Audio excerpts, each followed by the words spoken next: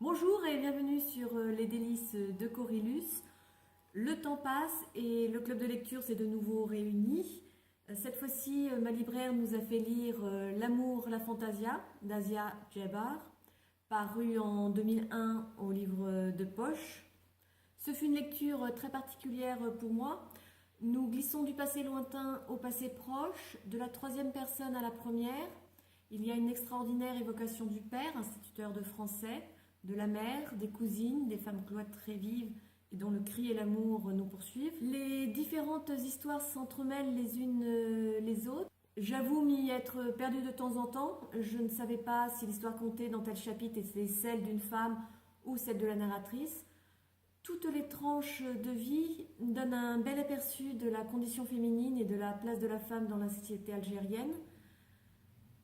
À cela s'ajoutent les récits de la colonisation du pays par la France, tout un pan d'histoire non étudié en classe, ou survolé, juste cité. J'ai donc appris beaucoup. Par exemple, la narratrice m'a émue avec l'enfumage des grottes de Nakmaria. C'est incroyable ce que l'homme peut faire comme horreur.